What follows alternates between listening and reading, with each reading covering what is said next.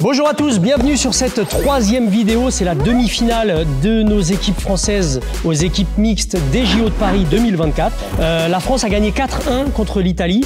Et puis on va voir un petit peu tout ce qu'ils ont à nous proposer en termes de technique. C'est parti, let's go!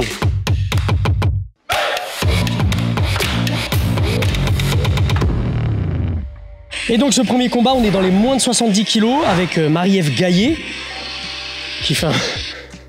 Oh putain, tu vas te taper un Uranage? Non. C'est au sol qu'elle gagne. Ah ouais. Donc elle passe son espèce d'Uranage qui tombe bien sur l'épaule, sur la pointe de l'épaule et sur la tête. C'est pour ça on vous le montrera pas. Arrête de chier dans ton froc, putain!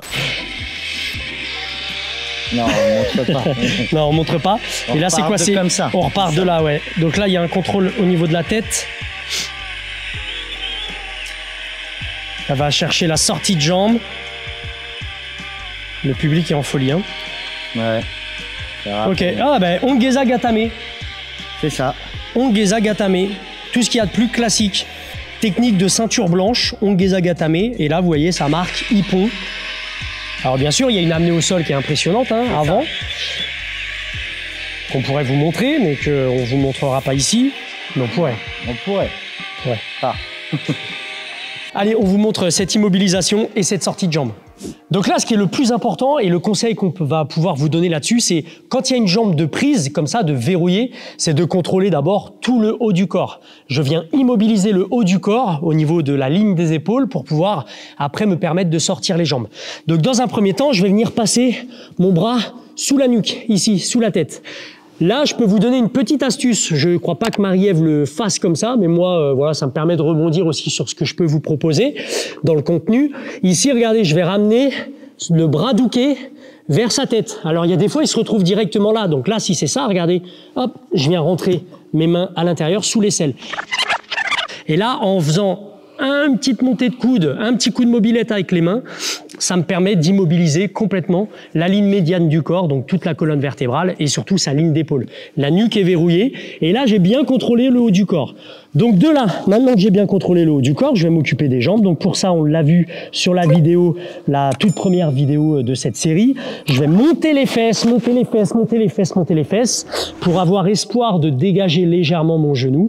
Et après, je vais accompagner avec la deuxième jambe, repousser, voire écarter le genou du partenaire pour pouvoir, hop, m'infiltrer sur le côté. Donc là, après, soit je reste avec ce blocage-là, pas de souci, soit je récupère un Ongeza Gatame, tout ce qu'il y a de plus classique, technique de ceinture blanche, Ongeza Gatame. Contrôle latérocostal. Donc je suis d'ici, je viens sur lui, je contrôle le haut du corps. Si j'arrive à amener le bras douquet, c'est parfait. Sinon, je cherche à vraiment verrouiller sur le haut. Je monte les fesses. Je récupère un relais avec le pied. J'écartèle, je passe sur le côté et je vais chercher le Ongeza Gatame. Ongeza Gatame, on pense à écarter ses appuis aussi. Chose très importante, d'avoir la jambe devant à demi tendue. Si je suis là, je vais me faire renverser vers l'avant. Voilà. Donc, cette jambe-là, elle sert à bloquer. Et la jambe arrière aussi, qui est super importante. Si je fais un Ongeza là, lui, il va se relever et je bascule sur l'arrière. Donc, cette jambe-là, renfort sur l'arrière, ça évite qu'il se relève. Et ma tête, je la donne pas comme ça à regarder les oiseaux. Je redescends ici pour un bon contrôle. Allez, il vient de chuter. Je suis en contrôle, je me suis fait prendre la jambe. Je cherche à contrôler le haut du corps. C'est pas très agréable pour lui, désolé bébé. Ici, je monte les fesses, je fais un relais et je dégage.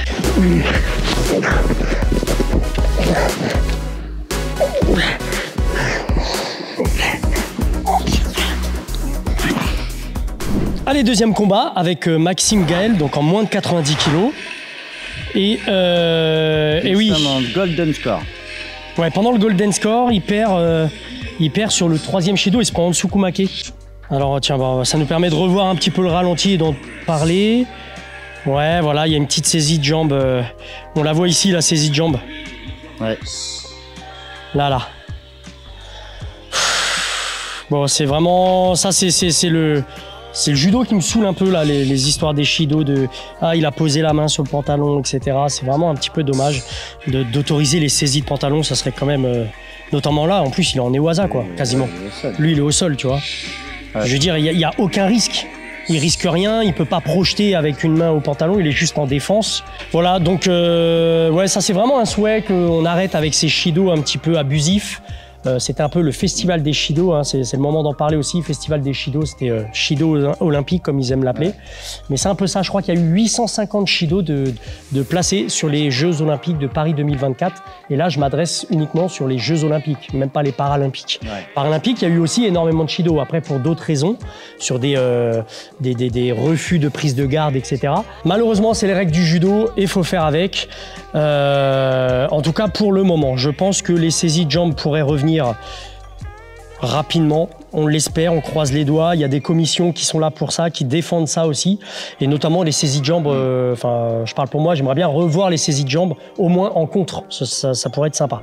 On passe à Roman Dico, du coup, sur son combat là. Donc là, il y a 1-1 France-Italie. 1-1, Roman Dico sur un espèce de Yoko Guruma, elle marque Wazari et termine en immobilisation. Ouais, mais partenaire a un genou déjà au sol.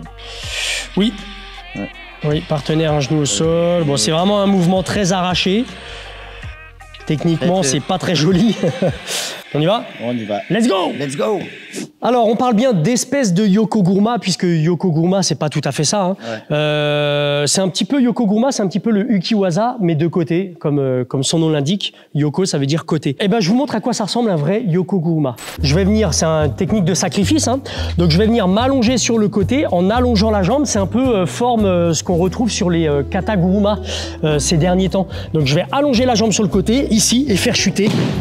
Uke sur le côté, enfin en tout cas en latéral, par rapport à Ukiwaza qui, lui, est de face. Je vais bien l'emmener avec la manche de ce côté-là, je vais allonger la jambe au moment où je pars au sol, c'est un sutemi pour le jeter dans le vide. Et finalement, c'est ce que essaye de faire Roman sur son mouvement. Grosso merdo, c'est un petit peu ça, sauf qu'en termes de prise de garde, c'est un peu spécial, hein, puisque ça part du dos, elle est ici en contrôle derrière la nuque et ici en contrôle revers. Donc elle se retrouve là avec effectivement la personne Uke, donc qui est genou au sol. Ça marche. Et là elle se retourne pour se retrouver de face. Et étant donné qu'elle a déjà contrôlé tout ce côté-là, finalement c'est pour ça que son mouvement marche quand elle met de la puissance, parce que elle a immobilisé tout ce côté-là. Elle met la jambe en barrage pour l'orienter et le faire chuter. Alors pour la petite mise en application, je vais demander à Hervé de faire un petit séoï. Donc il fait son mouvement d'épaule, ok, on se retrouve là. Moi j'ai toujours le contrôle du dos, là, du revers, je me décale, je contrôle son bras je ramène son bras plutôt contre sa poitrine, ici, et je me jette avec lui. Donc c'est pas des mouvements très spectaculaires, mais ici, voilà, ça peut marquer, la preuve.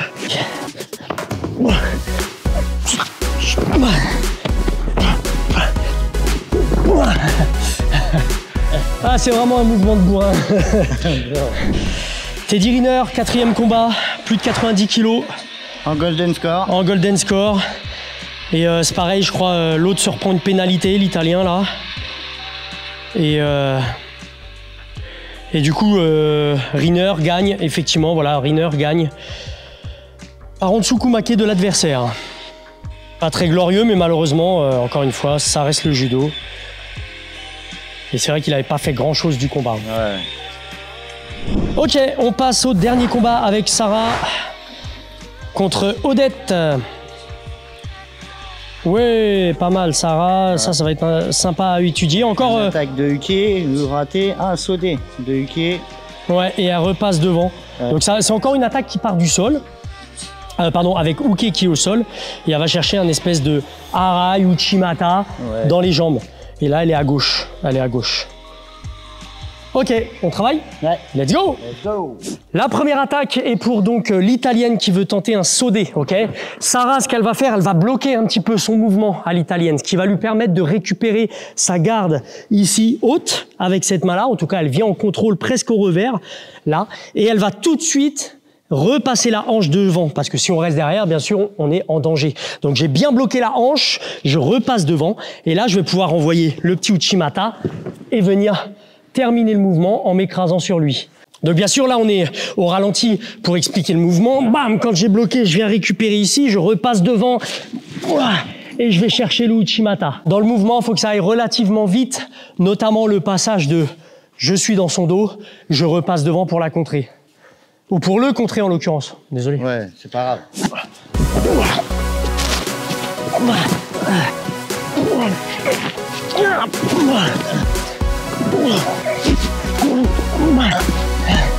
Alors oui, après elle aurait limite pu continuer au sol, mais malheureusement, elle manque de contact. Donc ça marque que Wazari, elle peut pas enchaîner sur l'immobilisation.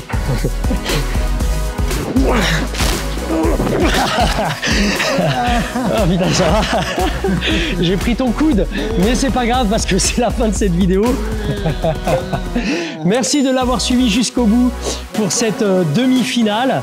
Et puis bah on se retrouve sur la dernière vidéo dans laquelle, eh oui, en finale, donc France-Japon sur la dernière vidéo.